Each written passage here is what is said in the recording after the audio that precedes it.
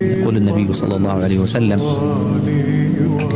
من ودع شيئا لله أي ترك شيئا لله عوضه الله خيرا منه. من ذا الذي يقرض الله قرضا حسنا فيضاعفه له أضعافا كثيرة. يعني إن تركت شيء لله الله عز وجل بيضاعف لك هذا الشيء وزيادة. يقول الله عز وجل: إن يعلم الله في قلوبكم خيرا يؤتكم خيرا مما أخذ منكم ويغفر لكم.